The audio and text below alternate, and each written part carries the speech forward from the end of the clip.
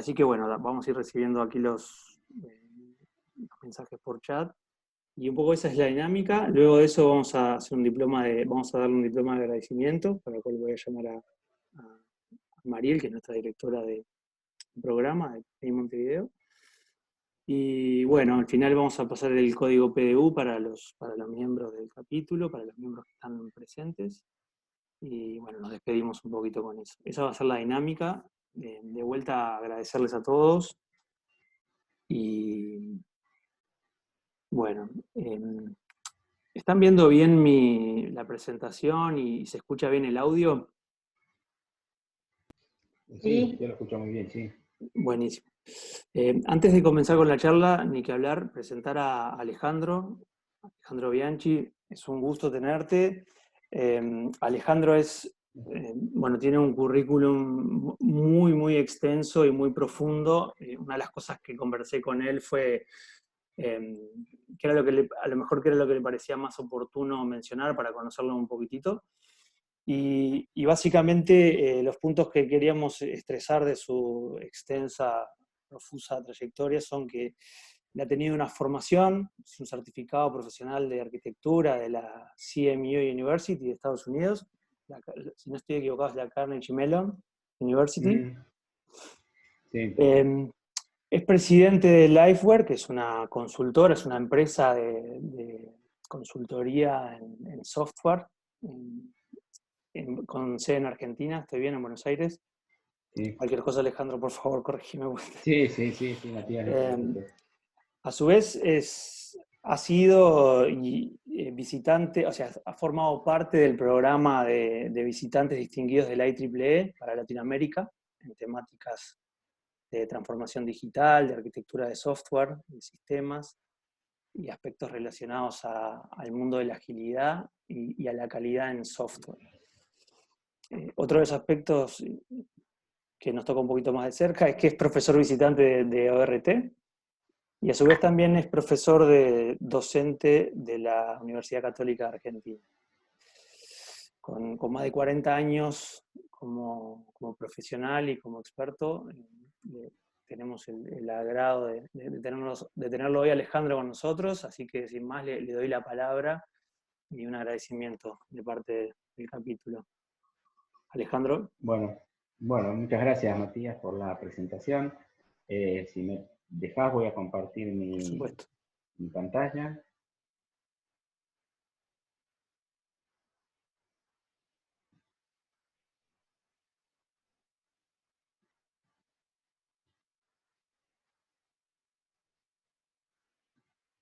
Recuerda, Alejandro, que le puedes pinchar sobre compartir directamente. Sí.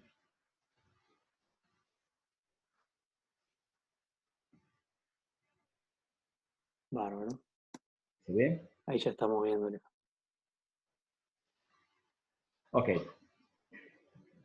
Bueno, buenas tardes a todos. De nuevo, gracias, Matías, por la presentación y también agradecerte a vos y a Mariel por la invitación. La idea es un poco conversar acerca de esta temática que está tan presente hoy por hoy en los distintos ámbitos de las organizaciones y que está marcando claramente una tendencia, que es el hecho de poder utilizar inteligencia artificial en distintas áreas de los negocios y de las organizaciones en general. La agenda que tenemos es una pequeña introducción a lo que es el mundo digital y el tema de transformación digital como marco para la charla. La inteligencia artificial tiene mucho que ver con eso. Después charlar un poco sobre el crecimiento de Machine Learning y todos los desafíos que Machine Learning plantea y cómo tratar de resolverlos. Un enfoque potencial de solución que hoy por hoy está siendo tal vez una de las líneas en las cuales se están desarrollando más prácticas y más técnicas, tanto sea en la ingeniería como en la parte de gestión propia de los proyectos. Y después ver algunos desafíos de la implantación, de cómo llevar adelante esas prácticas y un poco conclusión. No hay mucho condimento técnico en esto, con lo cual lo que intento es que sea una charla lo más amena posible. Obviamente cualquier concepto técnico que yo vierta y que alguien quiera alguna ampliación, después podremos verlo podemos verlos en las preguntas. Ok, cuando hablamos cuando hablamos de transformación digital, fundamentalmente de lo que hablamos es de un proceso de transformación radical en las organizaciones. O sea, básicamente lo que estamos diciendo es utilizar la tecnología digital para generar nuevas propuestas de valor centradas en el cliente. Y ese concepto así general se aplica no solamente a las empresas, sino que también se aplica a los gobiernos, se aplica a cualquier organización que intente generar una nueva propuesta de valor para sus clientes, digamos. Y esa transformación digital fundamentalmente está soportada por un conjunto de nuevas tecnologías que pueden enumerarse como Internet de las Cosas, las redes sociales como un generador de información para poder hacer análisis de comportamiento, análisis de sentimiento de los consumidores o ciudadanos o de quien necesitemos conocer. El tema de ciberseguridad, o sea, al estar en un contexto de transformación digital, la exposición que tiene nuestra privacidad a través de nuestros datos es tremenda, con lo cual el proponer soluciones robustas al tema de seguridad es uno de los aspectos críticos de la transformación digital. La mobile computing, como la forma en cómo interactuamos con nuestros sistemas o con nuestras compañías proveedoras de productos y servicios. Y la parte que nos ocupa en esta charla, que tiene que ver un poco con el tema de Big Data y Analytics, y desde el punto de vista de Analytics, el tema específico de inteligencia artificial. Y después, todo lo que tiene que ver con Cloud Computing, que es otra de los grandes impulsores de transformación digital, o tal vez la base de la transformación digital, que es todo lo que es la computación en la nube y los diferentes modelos que propone para poder ser explotada. Y una tecnología que promete mucho en distintas áreas, que es la tecnología de blockchain, que está desarrollándose y se la piensa como una de las tecnologías que van a poder soportar nuevos sistemas de salud, cambiar la manera en cómo manejamos las finanzas y otras cuestiones importantes dentro de los rubros de negocios y de los niños de negocios. Si yo amplío un poco esta definición para ponernos un poco más en contexto, como les dije, la transformación digital implica estrategia e innovación, y lo que significa que las organizaciones generan una nueva propuesta de valor para sus clientes, centrados en su experiencia, centrados en sus necesidades, centrados en sus preferencias. El foco en eso, obviamente, está en la experiencia de él, en lo que yo les mencionaba de entender el comportamiento que tiene ese cliente. Y para poder llevar adelante esa propuesta de valor necesitamos organizaciones que sean cada vez más ágiles, en todo el sentido de la palabra, organizaciones más flexibles, más colaborativas, que estén con una visión compartida de la estrategia de compañía.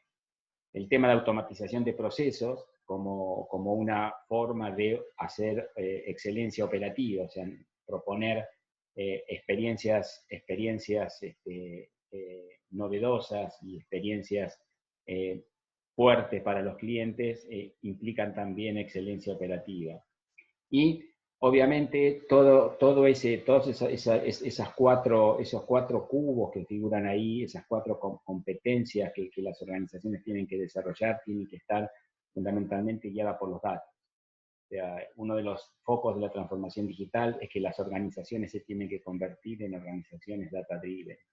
Dentro de ese concepto de organizaciones conducidas por sus datos, una herramienta fundamental son las diferentes modalidades que inteligencia artificial ofrece para poder ayudar en la toma de decisiones, en resolución de problemas, etc. Y obviamente la tecnología, o sea, todo esto implica aplicar ciertas tecnologías que en algún punto se solapan o se deben integrar a tecnologías que ya existen en la organización, y que eso conlleva todo un proceso de ayornamiento de cómo hacer convivir tecnología legada con todo lo que es tecnología digital, y la forma en cómo eso se debe encarar, digamos, ¿no? Que eso daría lugar para otra charla, digamos. Pero básicamente, poniendo esto en contexto, básicamente la intención es meter dentro de este, como digo, dentro de este contexto lo que es fundamentalmente inteligencia artificial y su aplicación. Yo creo que todos lo saben, pero por ahí vale la pena refrescar un poco los conceptos. Inteligencia artificial fundamentalmente es una teoría que nace hace muchos años, tal vez sintetizada en el libro de Marvin Minsky, La Sociedad de la Mente, en donde ahí plantea una teoría y también los primeros pasos para un desarrollo de sistemas basados en software que son capaces de simular y de realizar tareas que normalmente requieren de nuestra capacidad como seres inteligentes, como ser el reconocimiento visual, el reconocimiento de voz, la toma de decisiones frente a determinadas alternativas y determinados problemas, la interpretación de textos y entre otros tipos de problemas similares. Y si bien el concepto de inteligencia artificial no es nuevo y se ha venido trabajando en inteligencia artificial desde hace muchos años, el auge que ha tenido en estos últimos es fundamentalmente debido al crecimiento en la capacidad computacional, al crecimiento en la capacidad de procesamiento que tienen los equipos de hardware actualmente, y fundamentalmente en el desarrollo del open source, digamos. Las comunidades de open source han permitido un desarrollo exponencial de todo lo que es plataformas y software que tiene que ver con creación de aplicaciones y de modelos que soportan inteligencia artificial, ¿no? Por eso es que hoy por hoy está tan de moda esta tecnología, pero no quiere decir que sea una tecnología nueva, es una tecnología que ya existe de años. Dentro del mundo de la inteligencia artificial, nosotros podemos dividirlo en dos formas. Lo que son aplicaciones de inteligencia artificial centradas en motores de regla, que es lo que es uno de los mecanismos de algoritmos más conocidos y que fueron los primeros que originaron aplicaciones de este tipo, o lo que durante la década del 80 y el 90 se conocían como sistemas expertos, y lo que son el mundo de las máquinas de aprendizaje. Yo en esta charla me voy a concentrar en este tópico, que son el tema de máquinas de aprendizaje, que son un subconjunto de los algoritmos para inteligencia artificial. O sea, hay varias modalidades de algoritmos, pero esta es la que hoy más se está utilizando, digamos. Y fundamentalmente el objetivo de una máquina de aprendizaje es extraer cierto tipo de conocimiento, patrones de una serie de observaciones de un dataset determinado, de un conjunto de datos bien identificados. El objetivo es que la máquina de aprendizaje pueda ser capaz de hacer predicciones a partir de aprender de determinados patrones que están inmersos en un conjunto determinado de datos. Por ejemplo, un motor de recomendaciones que permite identificar cuáles son mis preferencias de compras y en función de eso me puede proponer alternativas frente a una elección de un producto determinado por sobre otro. También una máquina de aprendizaje es algo que a partir de entender las variables provenientes de un determinado dispositivo, pueden en función del patrón que esas variables están teniendo, determinar si puede suceder una falla potencial en algún momento, o también pueden, analizando esos datos, poder determinar cuándo un cliente está a punto de dejar la compañía y de esa forma yo pueda proponerle de manera proactiva una alternativa de oferta para que no se retire de la compañía. En ese sentido, y sin entrar muy en detalle, hay tres maneras de hacer eso, que son máquinas de aprendizaje supervisado, que son aquellas máquinas en las cuales yo le doy los datos sabiendo cuáles son los patrones que tiene que aplicar, le voy dando los datos para que los vaya incorporando y los vaya aprendiendo, y de esa manera va a poder identificar rápidamente cuando un patrón se está dando y en ese punto va a poder dar una respuesta y tomar algún tipo de acción, digamos, ¿no? El aprendizaje no supervisado es cuando no tengo yo idea de qué patrones estoy tratando de identificar, o sea, tengo un conjunto de datos y no puedo encontrar un mecanismo para hacerlo, con lo cual lo que hago es decirle al algoritmo que me trate de clasificar las cosas que suenan parecidas y de esa forma me muestre un panorama de cómo se distribuyen los datos para que yo pueda empezar a hacer algunas inferencias que terminan determinando una modalidad de aprendizaje supervisado. Y aprendizaje reforzado es cuando la misma máquina de aprendizaje, en función de sus aciertos y de sus errores, autoaprende y se va enriqueciendo sola a medida que va aprendiendo cada vez más, que va tomando cada vez más decisiones y que va haciendo cada vez más, más predicciones, más acertadas o con errores, y de esa forma ir moviéndose, digamos. Existen otros modelos mucho más profundos, como son lo que sería el aprendizaje profundo, que son redes neuronales, que son las que básicamente se utilizan para cierto tipo de aplicaciones como reconocimiento de imágenes, reconocimientos de lenguaje, o por ejemplo, para hacer ciertos bots es necesario ese tipo de aprendizaje. Bueno, este tipo de tecnología hoy por hoy está teniendo una relevancia importante en el mercado.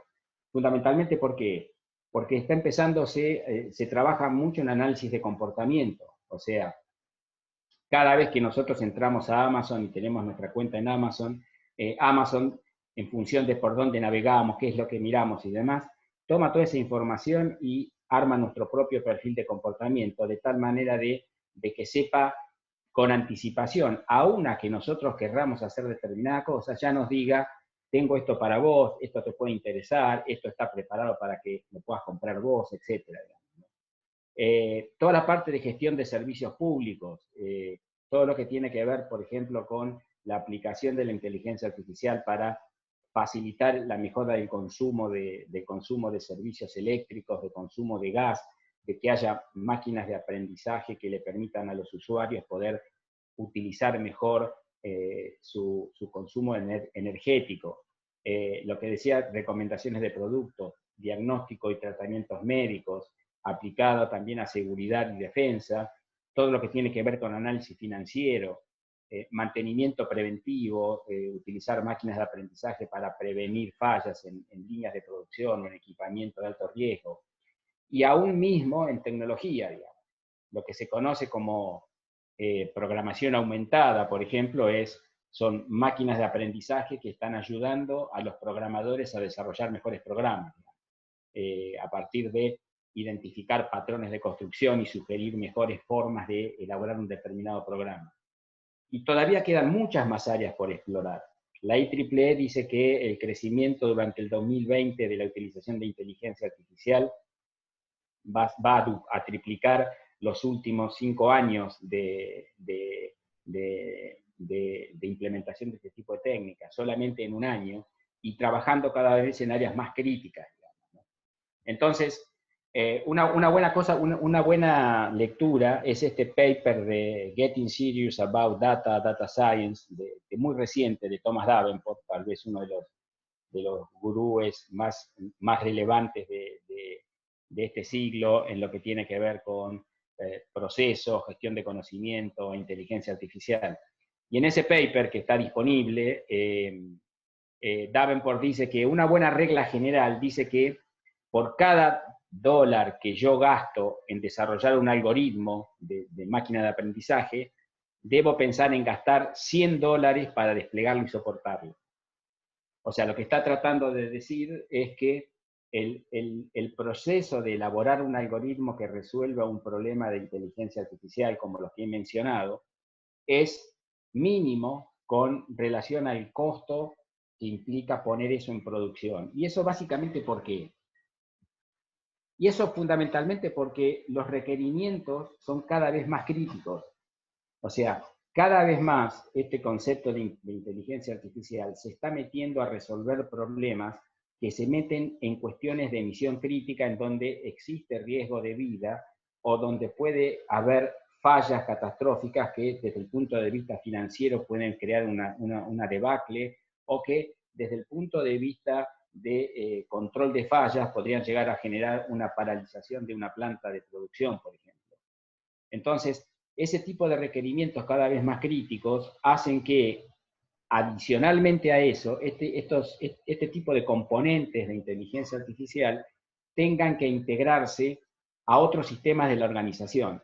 O sea, que ya no sea solamente un componente al cual le pongo datos y me saca un resultado, y con ese resultado yo tomo una decisión, sino que estos componentes se integran a sistemas tradicionales en donde esas máquinas de aprendizaje determinan el comportamiento del resto de los componentes del software, con lo cual el nivel de sofisticación y de integración que tengo que lograr es lo suficientemente robusto para poder asegurar un conjunto de propiedades como pueden ser la performance, la disponibilidad, garantizar reusabilidad y fundamentalmente lo que tiene que ver con ciertos aspectos éticos y legales de la inteligencia artificial, que tiene que ver fundamentalmente con el manejo del sesgo de los datos. O sea, una de las cuestiones más importantes que más compromiso está teniendo desde el punto de vista de investigación es la necesidad de garantizar que las máquinas de aprendizaje no tienen un sesgo intencional o no intencional, pero que genere problemas de racismo o algún otro tipo ético grave. Entonces, los modelos de máquinas de aprendizaje y de inteligencia artificial tienen que garantizar lo que se conoce como la explicabilidad, o sea, la capacidad que ese componente tenga de explicar el porqué de sus resultados. Y el otro concepto es lo que se conoce como interpretabilidad, o sea, la capacidad que ese componente tiene de poder facilitar la interpretación de sus resultados. Con lo cual, necesito otro tipo de propiedades que no son expresas justamente las que se harían manteniendo esos componentes en forma aislada, sino que empiezan a tener relevancia crítica. Y hay otras cuestiones como la escalabilidad, por ejemplo. ¿Qué pasa cuando tengo flujo de datos continuos en tiempo real y necesito que la máquina prediga y me dé resultados porque necesito anexarlos a otro tipo de sistema, digamos? Entonces, esto ya no necesita solamente un científico de datos que conozca de algoritmos, sino que necesita un trabajo colaborativo entre los ingenieros de software y los científicos de datos, y lo que hace a la gestión integral de un proyecto, digamos. La intención de esto es transformar los modelos de máquinas de aprendizaje y que a la larga son componentes que tienen código adentro, digamos, en productos que sean robustos. ¿Y por qué necesito gestión para esto? ¿Y qué tipo de gestión voy a necesitar, digamos? En primer punto, porque necesito gestionar las expectativas. O sea, muchos de los problemas de este tipo de proyectos es que las expectativas no están claras, ni hay una visión compartida de esas expectativas entre las áreas de negocio, los científicos de datos, que son los que elaboran los modelos, y los ingenieros, que son los que integran ese modelo en el resto de las aplicaciones, digamos. El otro punto es que necesito gestión porque necesito integrar varias disciplinas, y esas disciplinas tienen que funcionar como equipos multidisciplinarios. Como les decía hoy, necesito científicos de datos, necesito ingenieros de datos, necesito gente de operaciones e infraestructura, y todo eso tiene que funcionar como equipo cohesivo. Y necesito también una comunicación fluida con el negocio, que es quien conoce el dominio del problema que tengo que resolver, y que es en última instancia quien me va a dar el ok de la implementación de ese componente de inteligencia artificial. Y necesito también una gestión efectiva de los riesgos, desde tres puntos de vista. Desde el punto de vista de los datos, o sea, no hay inteligencia artificial, no hay Big Data y no hay organización centrada en datos si yo no tengo control sobre las fuentes de información que tiene mi organización, tanto sea internas como externas. El tema de cultura, necesito gestionar los riesgos culturales, porque todo este tipo de tecnología, en cierta forma, reemplaza tareas de otras personas que probablemente van a tener que cambiar de actividades, digamos, ¿no? Y tengo ciertos riesgos técnicos que conllevan el desarrollo de este tipo de tecnologías. Una forma de visualizar eso es a través de consolidar todo este paquete en una gestión que dé permanentemente una visión de producto proveyendo valor, lo que se conoce como Product of Value. En lugar de mínimo Product Value, lo que se intenta producir desde el punto de vista de inteligencia artificial son Product of Value, proveedores de valor, productos que claramente provean valor. Entonces, por un lado tengo la ingeniería, por otro lado tengo la gestión, y esas dos cosas tienen que trabajar en conjunto para poder resolver algunas de las dificultades que vamos a ver ahora o que yo acabo de enunciar. ¿Cómo es el escenario para esto? Si nosotros miran en la pantalla, básicamente lo que tenemos es un ambiente operacional y un sistema que tiene un conjunto de componentes. El primero de estos componentes es un modelo entrenado de alguno de los que nosotros hemos visto, por lo general un modelo de aprendizaje supervisado, que es un componente integrado al sistema. Ese componente recibe información de un otro componente de software que ha hecho algún tipo de transformación o ha hecho alguna validación sobre los datos previo a pasárselos a él, digamos. El modelo de aprendizaje genera un resultado que puede ser una predicción, que va a tomar otro componente de software, y esto genera un resultado concreto, y que es entregado para que ese componente, el componente de software 2 en ese caso, tome alguna determinada acción, tome algún determinado comportamiento.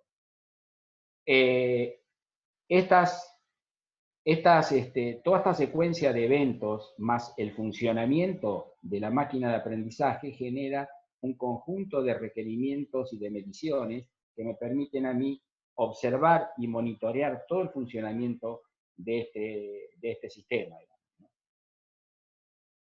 Lo que es interesante en esto es el hecho de que el contexto del desarrollo de sistemas de Machine Learning integrados a otros paquetes de software es que el código de la máquina de aprendizaje, el esfuerzo que me demanda el código, la máquina de aprendizaje, es relativamente mínimo con relación a los esfuerzos que tengo alrededor de ese código para poder ponerlo en producción. Yo necesito análisis de modelo de datos, necesito gestión de procesos, necesito gestión de la metadata que alimenta la máquina de aprendizaje, necesito gestión de recursos, necesito testing y debugging, y necesito obviamente gestionar todo eso en el marco de un proyecto, no solamente en el marco de la generación del algoritmo, sino que lo necesito en el marco de todo este paquete completo. Y cuando eso no sucede, cuando esa visión no existe, lo que empiezo a tener son problemas como mala performance, porque los recursos computacionales que estoy definiendo para la puesta en producción de todo mi sistema no coinciden con los recursos computacionales que fueron utilizados para testear el modelo de la máquina de aprendizaje. Con lo cual, si bien toda esta parte del sistema puede tener buena performance, si este tiene mala performance, todo el sistema va a funcionar mal, digamos. Con lo cual, el primer problema es cuando los recursos computacionales no son los adecuados, porque en el proceso de elaboración del modelo no hubo una transferencia adecuada de conocimiento. El segundo problema es que la precisión del modelo que va a predecir aquí tiene problemas serios de desvío, porque los datos que se usaron para crear el modelo en el ámbito de la experimentación difieren mucho de los datos que realmente le van a entrar a la máquina de aprendizaje para que haga sus predicciones. Con lo cual, ese es uno de los problemas más serios que hoy por hoy enfrentan las organizaciones cuando intentan poner este tipo de cosas en producción. El otro problema es que puedo tener varios problemas de acceso al modelo porque tengo mucha cantidad de código que he tenido que ir emparchando, por decirlo de alguna forma, para poder resolver los problemas de divergencia de datos.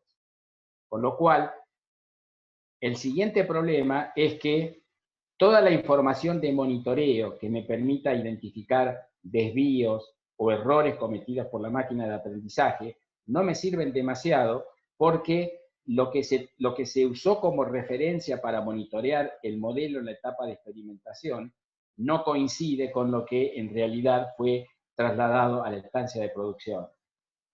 Y el último problema es que en función de eso el sistema falla debido a que es muy difícil replicar el testing ejecutado durante el desarrollo del modelo de Machine Learning. O sea, esto fue probado en forma aislada, pero nunca se ha podido probar en su totalidad. Con lo cual, esto lo que genera son muchos problemas de inconsistencias entre lo que pasó en la etapa de experimentación y lo que está pasando en la etapa de producción. Y todo esto se debe fundamentalmente a un problema de perspectivas. Cualquier desarrollo de este tipo de sistema tiene tres grandes bloques. Primero, creación y entrenamiento del modelo. O sea, que es la etapa en donde los ingenieros, los científicos de datos tienen claro el problema, analizan y buscan los datos necesarios para poder armar la máquina de aprendizaje, el modelo de aprendizaje, seleccionan los algoritmos, trabajan con los datos, hacen transformaciones en los datos, generan nuevas variables de datos para tratar de hacer que el algoritmo funcione y responda a las necesidades del cliente. Una vez que han hecho ese tipo que el modelo está terminado, el modelo está en condiciones de ser integrado al resto de las aplicaciones y testeado en su totalidad. Esa sería la segunda actividad. Y la tercera es desplegar el sistema del modelo de operación, digamos. Y estas tres cosas son ejecutadas por tres diferentes grupos de stakeholders o de especialistas. Los científicos de datos, que como les dije, se dedican a que el modelo funcione en base a un conjunto de datos acotados que identificaron como datos potenciales, pero que muchas veces no necesariamente esos datos que usaron en el experimento reflejan los datos que van a tener en producción. Los segundos son los ingenieros de software, que lo único que les interesa, o que los intereses de ellos, son fundamentalmente ver el sistema operando con todas las propiedades que mencionamos antes: performance, disponibilidad, confiabilidad, integridad.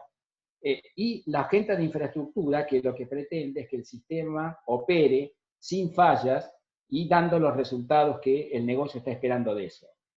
El problema que tenemos es que cada uno de ellos tiene diferentes perspectivas del problema y que resulta muy difícil alinearlos en una visión compartida, digamos. Parece que no debería ser así, pero en el 80% de los casos esto sucede en todas las organizaciones, digamos, donde estas tres funciones están bastante desalineadas, digamos. Entonces, lo que se generan es en las diferentes perspectivas de esos tres bloques de actividades, muchas divergencias. Y esas divergencias lo que generan es demoras en el despliegue, resultados incorrectos, mala performance, fallas en el sistema y, obviamente, incumplimiento de los objetivos de negocio. Y acá lo que hay que tener en cuenta es que una cosa es que yo haga un modelo de recomendaciones para alguien para un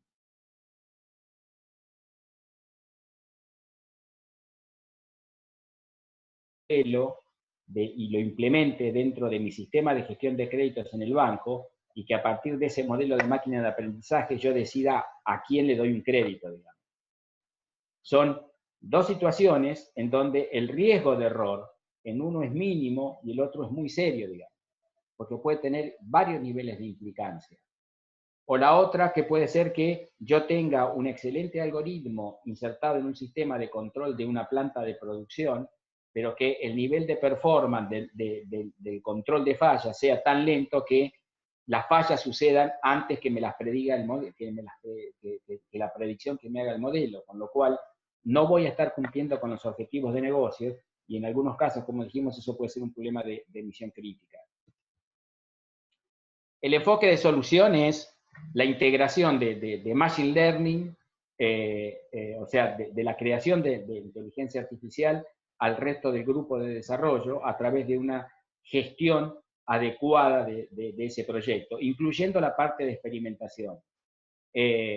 Hay una mala interpretación acerca del concepto de experimentación, en el sentido de que un experimento a veces se dice que un experimento no se lo puede controlar. Un experimento, para que sirva y que sea útil, tiene que estar controlado, tiene que estar gestionado. Una de las nuevas actividades que se presentan en la gestión de proyectos es cómo hago para gestionar experimentos de inteligencia artificial o de otras cosas. En el caso nuestro es cómo hago para gestionar un experimento, cómo hago para garantizar que los datos con los cuales voy a probar mi modelo de aprendizaje forman parte del universo de los datos reales. ¿Cómo me aseguro que el modelo no tiene sesgo? ¿Cuáles son las prácticas desde el punto de vista de gestión de proyectos que debería implementar para garantizar que el negocio y los científicos de datos interactúan y tienen una visión compartida? ¿Cómo estimo el esfuerzo de un experimento y cómo defino el resultado que estoy esperando de él trabajando con los científicos de datos? El otro concepto es incorporar DataOps.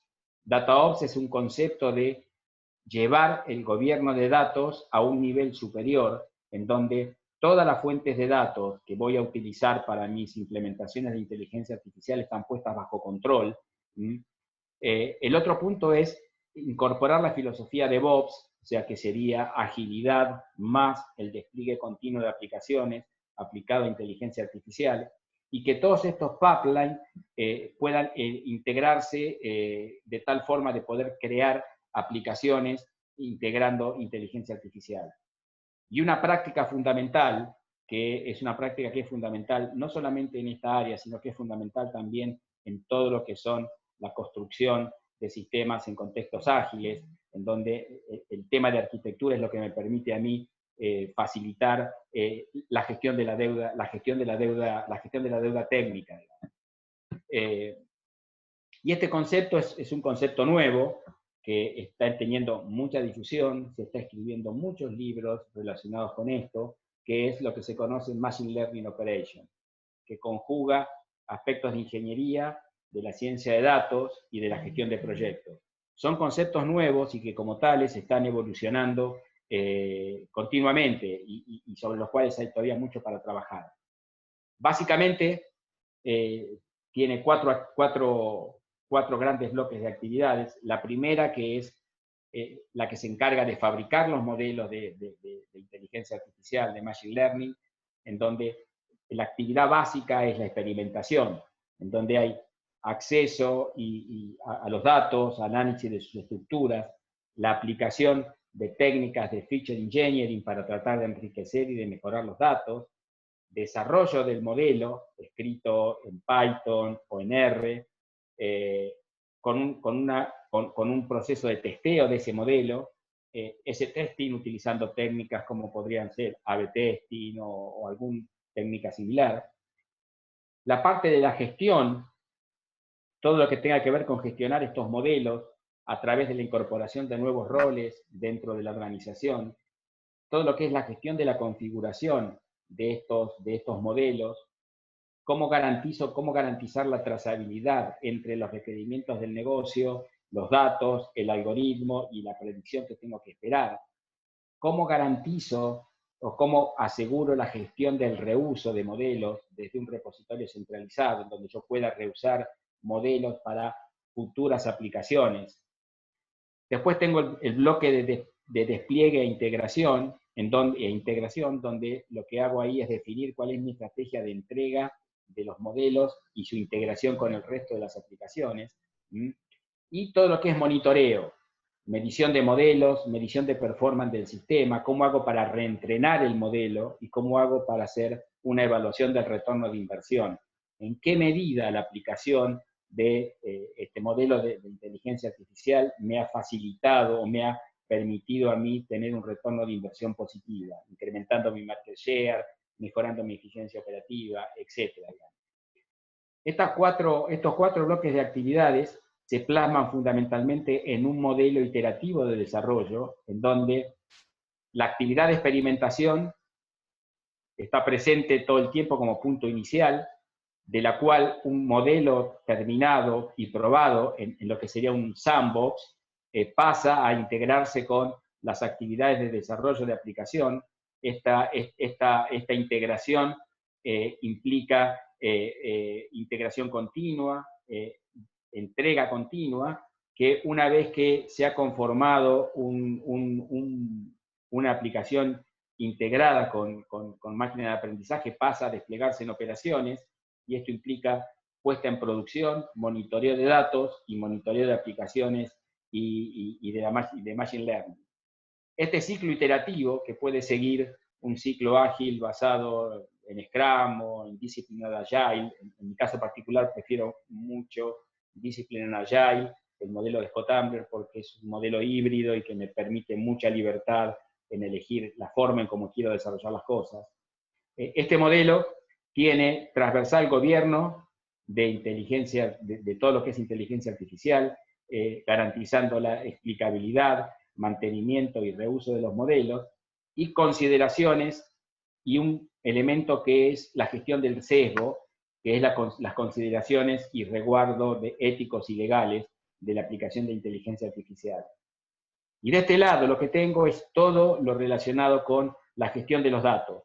Garantizar que permanentemente todas las fuentes de datos que van a alimentar a todo este ciclo iterativo del desarrollo de aplicaciones están todos puestos permanentemente bajo gobierno, automatizados en un alto porcentaje, de tal manera de poder tener metadata, data catalog, master data management, todo eso disponible en cada una de las instancias de la implementación de este tipo de solución. Acá un poquito lo que les decía hoy, sintetizado, el hecho de garantizar reusabilidad, capacidad de tener resultados repetibles, lo que les decía de gobernabilidad y fundamentalmente todo lo que tiene que ver con automatización. Al igual que con DevOps, todo lo que tiene que ver con la implementación de estas soluciones de Machine Learning, el tema de automatización es uno de los elementos más importantes para implementar. Si yo miro el ciclo ese iterativo, acá veo una solución completa de esto, en donde lo que tengo es, por aquí abajo, todo el ciclo que vimos de experimentación, en donde los ingenieros los científicos de datos y el nuevo rol de ingenieros de máquinas de aprendizaje preparan datos, entrenan y evalúan y registran el modelo en un repositorio centralizado, que en ese repositorio centralizado se van a integrar con todo lo que es el ciclo de desarrollo de las aplicaciones, y de este repositorio centralizado, donde hay aplicaciones tradicionales con aplicaciones de máquinas de aprendizaje, paquetizo el modelo, certifico el modelo, libero la aplicación completa y eso entra a un proceso de monitoreo y análisis de feedback. Ese análisis de feedback me permite a mí analizar los datos, el resultado de la aplicación de la inteligencia artificial en el contexto de una aplicación mayor, y eso lo que me permite hacer es ir ajustando permanentemente el modelo, tratando de identificar desvíos y corrigiendo esos desvíos, tanto sea en el algoritmo como corrigiéndolos en la fuente de los datos. Y este modelo aplica, y esto aplica tanto a lo que serían aplicaciones que corren en modalidad batch, como también lo que serían en aplicaciones que son en modalidad streaming en tiempo real, en donde el modelo lo que tiene que hacer es estar dando respuestas en forma permanente, porque el flujo de los datos es continuo. Ese tipo de aplicaciones streaming, por ejemplo, ¿quién utiliza muchas máquinas de aprendizaje embebidas en sus aplicaciones? Netflix. Netflix es un caso en donde todo el flujo de datos permanente que nosotros hacemos cuando seleccionamos una película, cuando ponemos a ver, cuando queremos ver una película, todo eso son datos que van pasando por máquinas de aprendizaje, que van preparando cuáles van a ser las recomendaciones que nos van a hacer de películas, cuál es nuestro perfil, van a ser un montón de información en tiempo real, digamos. Con lo cual, eso sucede también en el mundo de otro tipo de negocios. En los seguros, por ejemplo, se está dando mucho el hecho de poder ir haciendo seguimiento en tiempo real con sensores dentro de los autos para poder determinar el perfil de riesgo de un conductor, y en función de eso, en tiempo real, ir ajustando su prima de seguros, digamos. Japón tiene eso como política para los seguros los seguros de auto, digamos. Aquí tenemos una pantalla del universo de tecnologías, esto para quien le interese explorar las tecnologías que hay dando vueltas para resolver este tipo de cosas. No voy a entrar en detalles de este tipo, pero hay muchas tecnologías para hacer esto. Otras soluciones mucho más cercanas son, por ejemplo, Azure de Microsoft, que tiene toda una solución completa para implementar lo que yo les acabo de contar, para garantizar integraciones entre aplicaciones tradicionales con aplicaciones de inteligencia artificial. Muchas de las actividades de experimentación, desarrollo, integración y despliegue están todas puestas en una solución basada en la nube. Para ir cerrando ya, porque no me queda mucho más tiempo, algunas consideraciones relacionadas con cómo hacemos los equipos, que es tal vez uno de los puntos en donde probablemente más trabajo de gestión haya, digamos, en donde yo necesito integrar al mundo de los científicos de datos a los equipos de desarrollo y de operaciones. O sea, los científicos de datos tienen que empezar a ver que el mundo no empieza y termina en un sandbox de datos o en un algoritmo que funciona con un número acotado de datos, sino que yo tengo que garantizar que mi modelo funciona in the large, o sea, expandido a la organización y funcionando con datos reales, digamos. Como les dije, gestionar la instancia de experimentación, o sea, generar entregables, generar objetivos de un plan de experimentación, de tal forma de tener control sobre lo que se está haciendo. Crear un ambiente de trabajo colaborativo con los stakeholders del negocio. Muchas veces la definición de qué es lo que se busca de una máquina de aprendizaje se puede resolver a través de utilizar técnicas como Design Sprint, por ejemplo, o alguna variedad de Design Thinking. Yo he usado Design Sprint, por ejemplo, para determinar cuáles son las características que tendría que tener un algoritmo, por ejemplo, para ser muy preciso en controlar determinado tipo de fallas, en determinado tipo de componentes, digamos, ¿no? El Project Manager tiene que garantizar el gobierno de los datos dentro del proyecto. O sea, una de las actividades de gestión es, una vez que identifico las fuentes, cómo garantizo que esas fuentes van a ser consistentes a lo largo de toda la vida útil de la aplicación y del motor de aprendizaje. Trabajar en feedback continuo, visión compartida de trabajo y fundamentalmente reuso de experiencia que se traduce en reuso de los modelos. Y las prácticas ágiles, apalancadas con automatización de los pipelines, tanto de desarrollo como de experimentación y la integración de esos, es una de las alternativas para tratar de garantizar este tipo de implementación.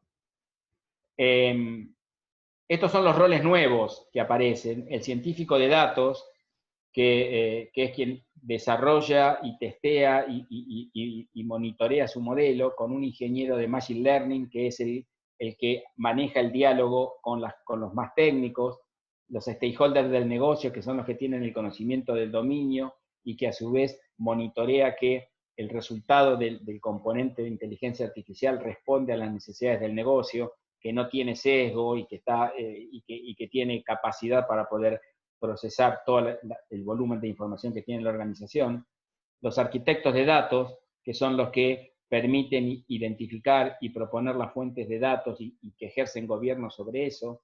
Y toda la parte de arquitectura y desarrollo que integra el componente de inteligencia artificial a el resto de las aplicaciones, y que todo eso pasa por un rol de DevOps, que es el que se encarga de garantizar el despliegue de eso en producción, digamos. Esta es una estructura de equipo típica de un proyecto de esta naturaleza, sobre el cual puede ser que el científico de datos y el ingeniero de Machine Learning sean más o menos las mismas personas, pero el resto de los roles existen y lo que podemos formar aquí es un equipo muy cohesionado, altamente preparado y con objetivos y una vista bastante clara. Desde un punto de vista un poco más detallado técnicamente, el tema de aplicaciones y el modelo de Machine Learning tiene que ser diseñados con bajo acoplamiento. O sea, la integración entre los dos tiene que ser hecha a través del uso de APIs como mecanismo de integración.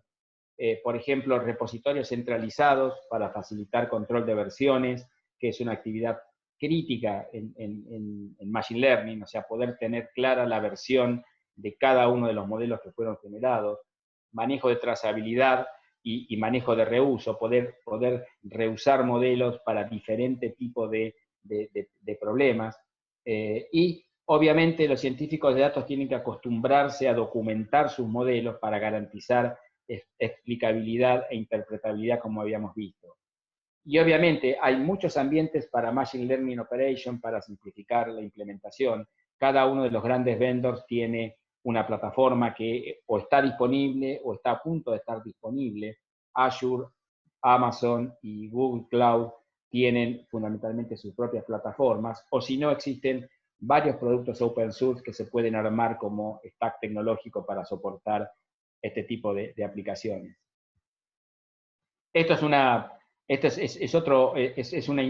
un aspecto un poquito más técnico que tiene que ver con diferentes maneras de desplegar las máquinas de aprendizaje, dependiendo de si van a soportar aplicaciones batch, interactivas, streaming, o van a ser ejecutadas en dispositivos, por ejemplo.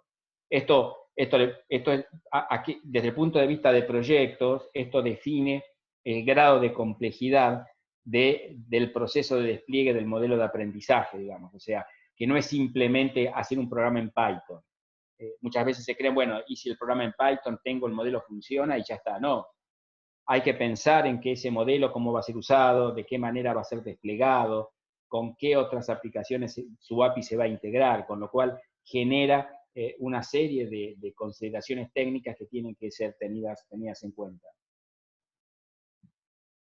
Ok, fui un poco rápido porque no me voy a cansar el tiempo. Ahora, si algo no quedó claro, me dan las preguntas.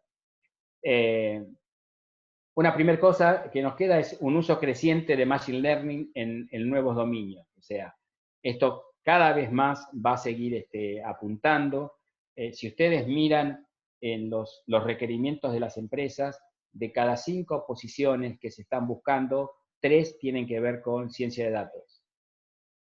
O buscan científicos de datos, o ya se están buscando ingenieros en Machine Learning, y en algunos casos también se están buscando gente que sea capaz de gestionar este tipo de proyectos, desde la etapa de experimentación hasta la etapa de despliegue, digamos. Un aspecto fundamental, creo yo, es la convergencia de las disciplinas. Yo creo que es necesario que en las universidades empecemos a entender que las disciplinas para manejo de tecnología no pueden funcionar como calleceros estancos, sino que necesitamos empezar a adquirir capacidades que nos permitan entender el idioma del negocio con más claridad, poder trabajar con un científico de datos de una manera más natural, y que los científicos de datos entiendan las necesidades de propiedades que tiene que tener el software para que pueda ser puesto claramente en producción, digamos. Ahí hay mucho trabajo por hacer. Y para que todo esto funcione, las organizaciones deberían trabajar en cinco áreas o capacidades que definen lo que sería una madurez organizacional en inteligencia artificial, que básicamente es la estrategia, la arquitectura, el tema de procesos, la forma en cómo yo modelo mi negocio y fundamentalmente mis datos, y todo lo que tiene que ver con gobierno en el amplio sentido de la palabra. Gobierno de datos y gobierno y toda la gestión de proyectos y de programas que involucren el tema de inteligencia artificial. En general, las aplicaciones de inteligencia artificial pueden fallar aún habiendo hecho bien el desarrollo. ¿Qué quiero decir con esto? Los algoritmos que nosotros utilizamos para definir una solución de negocios basada en inteligencia artificial están alimentados con datos. Esos datos, como les dije hoy, se hacen con una muestra muchas veces no demasiado grande, y esos datos pueden estar sesgados. Y no sabemos realmente qué puede pasar con el modelo ese cuando yo lo pongo a trabajar con los datos reales, en el mundo real, digamos. Con lo cual, lo que no podemos tener la certeza es que, a pesar de haber hecho todo bien, el modelo vaya a dar los resultados que nosotros esperamos estando en producción. Pero si nosotros ponemos prácticas integradas de gestión e ingeniería, en cierta forma podemos reducir esa incertidumbre. Por ejemplo, a través de encontrar mejores prácticas para hacer verificación de modelos de máquinas de aprendizaje, encontrar mejores maneras de monitorear los resultados que da una máquina de aprendizaje y poder interpretar los desvíos. El hecho de construir software con estándares de máquinas de aprendizaje que me permitan reducir la deuda técnica que puedo estar incorporándole a ese modelo por no seguir un estándar adecuado de construcción. Bueno, todo ese tipo de prácticas ayudarían en cierta forma a ser más predecible o reducir la incertidumbre de que mi máquina de aprendizaje pueda fallar. Más allá de esto, esta es tecnología que llegó para quedarse y como tal hay mucho por hacer y mucho por aprender de cómo hacer para no solamente ingenierizar estas prácticas, sino también de cómo gestionar estos equipos de capacidades tan diversas. Bueno, pido perdón porque me pasé. Acá hay algunas referencias para quien le interese. Hay un libro que está por salir que pinta que va a ser uno de un bestseller en el tema. Creo que está previsto para que salga hacia fin de año, en donde abarca muchos de los temas que yo les estuve comentando.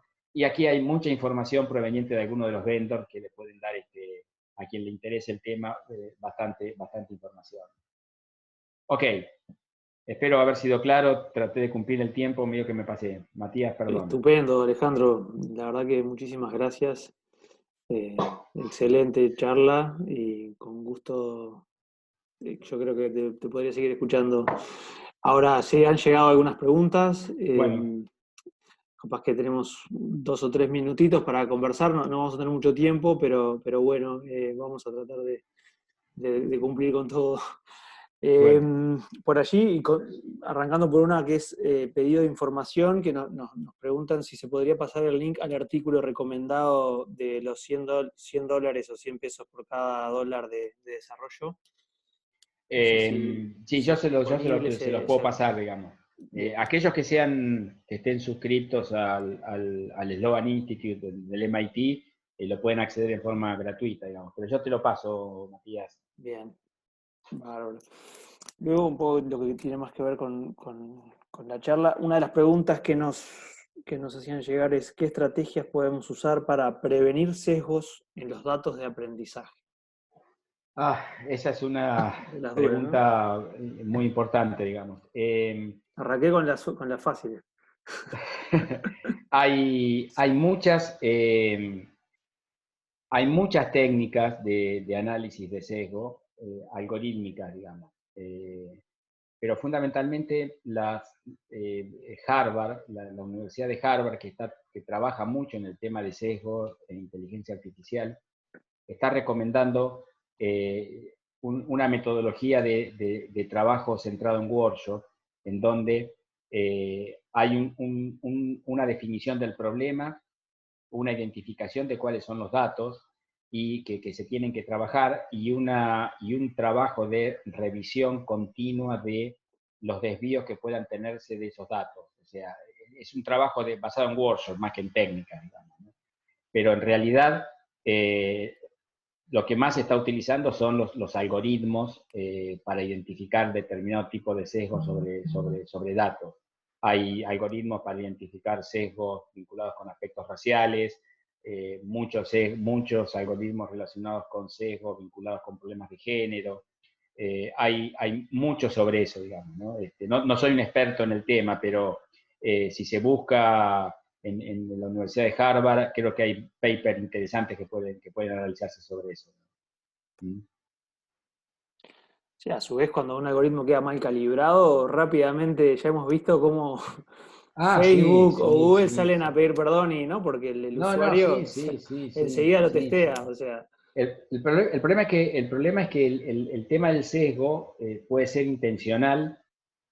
Gente que hace gente que intencionalmente le introduce sesgo en una máquina de aprendizaje. O puede ser sesgo no intencional, porque el universo de datos no es lo suficientemente amplio como para poder, por ejemplo, en los sistemas de gestión de créditos o de otorgamiento de créditos, el tema de identificar las variables que permitan tratar a todo el mundo de la misma forma y concentrarse exclusivamente en los aspectos relevantes al crédito es muy difícil. Muchos de los sistemas de gestión de créditos muchas veces son cuestionados legalmente porque dejan de lado ciertos aspectos del lugar donde se vive, o zona donde se vive, o etcétera, digamos, ¿no? O sea, ponen como variable que si vivís en tal zona, entonces tu nivel de riesgo para pagar el crédito se eleva, con lo cual es falso, digamos, está cejado, digamos, ¿no? Con lo cual, en esos casos hay muchos problemas, por lo cual el tema del sesgo sigue siendo uno de los temas para debatir, digamos. Harvard está trabajando bastante con eso. Bien. Otra pregunta tiene que ver con, bueno, ¿qué consejos darías para aplicar disciplina Agile en el desarrollo de proyectos o productos de Machine Learning? El desarrollo de Machine Learning en sí mismo es un desarrollo iterativo, digamos. Si nosotros vemos un ciclo de vida Agile como un ciclo iterativo, un ciclo de máquina de aprendizaje entra dentro de ese ciclo, digamos, ¿no? O sea, la etapa de experimentación, que es en donde yo elaboro el modelo, valido el modelo y lo libero para que lo integren o para que lo utilicen, realmente es un ciclo iterativo. Yo podría pensar en una actividad de experimentación en sucesivos sprints, digamos, ¿no? Con lo cual, toda la ley le caben a la instancia de experimentación. El único punto en el cual yo tendría cuidado, que es ahí en donde la parte de ingeniería es importante, es que el problema que tienen los métodos ágiles en general, es una opinión personal, pero en general, es que tienen muy poca visión acerca de los problemas, de las dificultades técnicas. Y el tema de la deuda técnica mal gestionada es lo que hace fracasar el 60% de los proyectos ágiles. Y eso tiene que ver con que se descuida mucho la instancia de diseño. Con lo cual, si aplico Agile, un ciclo Scrum o parecido para un ciclo de experimentación, tengo que tener en cuenta de tratar de tener control sobre la deuda técnica en la instancia de poner el modelo a punto, digamos, ¿no? O sea, significa evitar deuda técnica, tratar de estandarizar la programación, etc. Pero funciona perfectamente un ciclo ágil.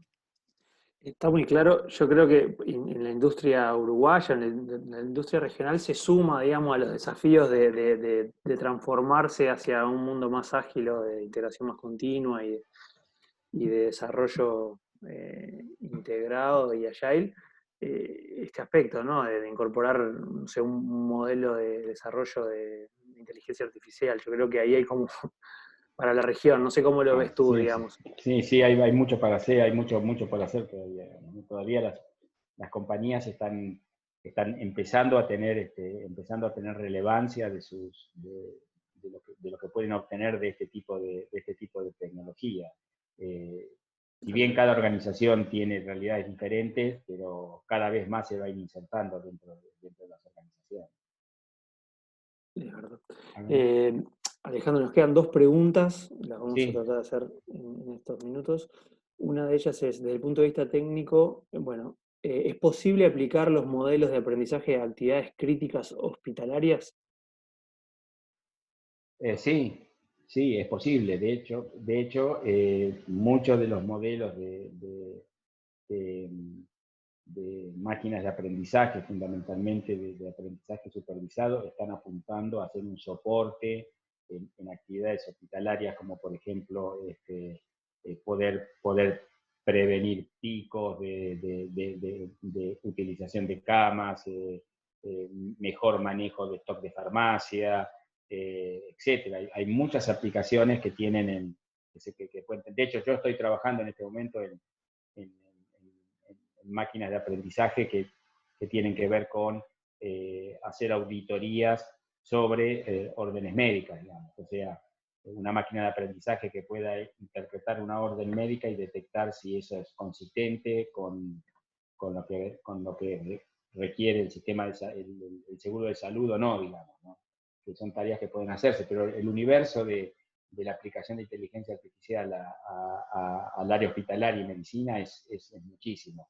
Como apoyo, no reemplazando, como apoyo. Yo soy convencido de que la inteligencia artificial potencia las capacidades de los individuos, pero no los va a reemplazar por mucho tiempo. No sé si alguna vez lo va a reemplazar, pero potencia la capacidad humana. El análisis de imágenes para detección de cáncer, por ejemplo. Exactamente. Todo ese tipo impresionante lo que ayuda. Claro. Prediagnósticos en función de determinada sintomatología, poder proveer cierto prediagnóstico para que pueda ser confirmado por un médico. Bueno, todo eso está en desarrollo y ya hay soluciones armadas para ese tipo de cosas. Muy interesante. ¿Quedaba una más? Y por último, si podría mencionar brevemente algunos ejemplos aplicados a la industria 4.0. Bueno, la definición de 4.0 tiene hay muchas diferentes definiciones, digamos, ¿no? Yo creo que la industria 4.0 es fundamentalmente transformación digital implementada sobre dispositivos y componentes físicos de distintas industrias, digamos, ¿no? Yo creo que sistemas de control de fallas en plantas industriales a través de inteligencia artificial es un ejemplo.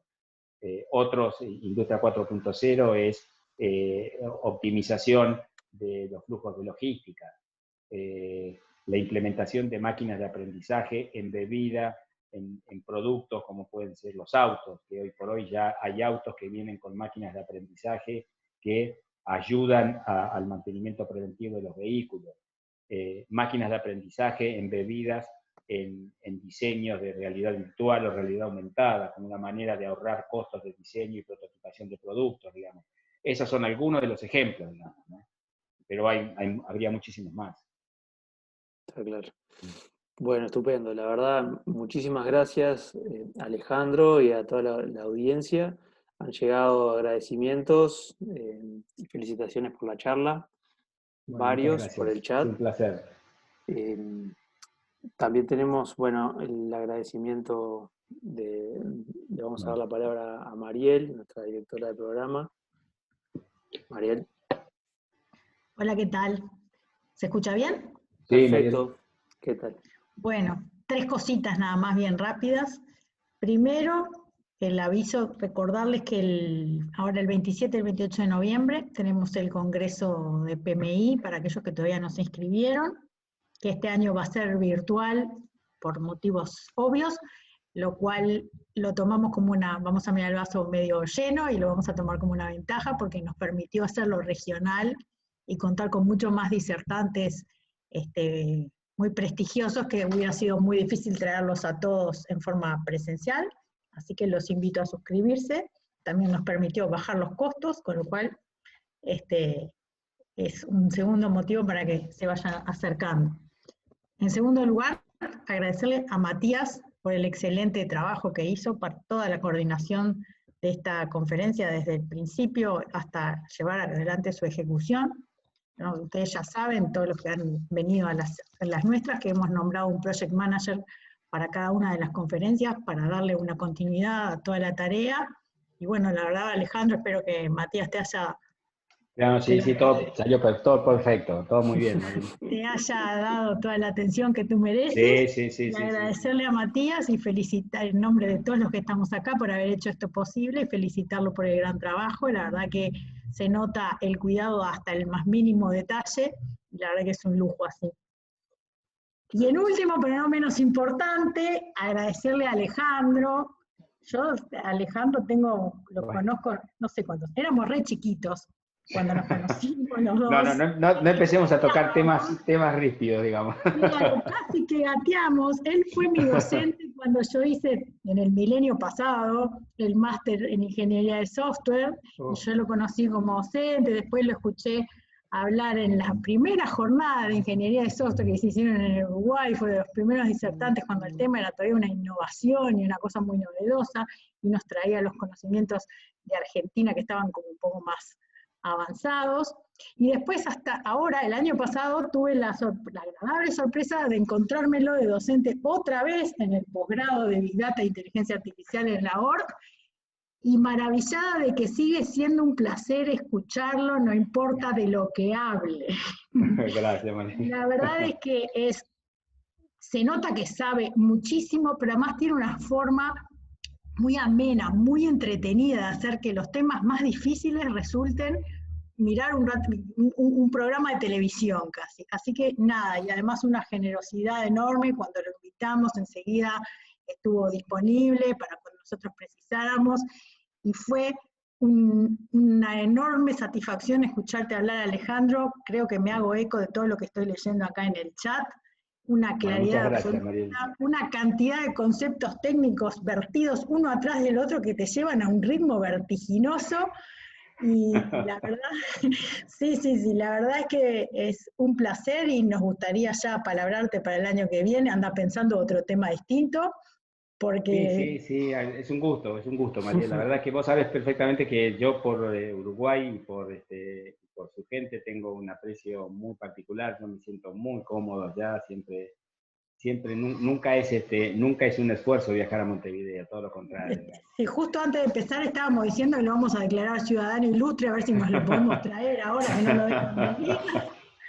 Pero bueno, mientras tanto será remoto y cuando pueda será presencial. Sí, será presencial. Y nada, muchísimas gracias. Gracias a ustedes, muchas gracias a ustedes. Muchas gracias a todos los que están, a todos los presentes, porque también la presencia de todos ustedes y llegar a una masa crítica interesante es la que nos hace posible hacer todos estos eventos. Le vamos a dejar a Alejandro un pequeño diploma, simplemente un reconocimiento para que recuerde su pasaje por acá y lo sume a su abultado currículum. Después te lo vamos a mandar también por mail, Alejandro, para que lo tengas. Y bueno, nada, muchas gracias a todos por haber estado acá y por habernos acompañado. Si a alguno de ustedes se les ocurre, otro tema interesante es que para el año que viene, ahora ya este año estamos cerrando, vamos a tener nuevamente ciclos de conferencias. Si alguno quiere ponerse en contacto con programa@pmi.ui y mandarnos ideas de temas que les puedan interesar, o a la administración o por la página web del capítulo, lo que sea, mandarnos temas que les puedan resultar de interés, así podemos dirigir un poquito mejor las charlas para lo que ustedes estén necesitando, también nos va a ayudar el aporte. Muchas gracias a todos. Le devuelvo la palabra a Matías. Muchísimas gracias, Mariel.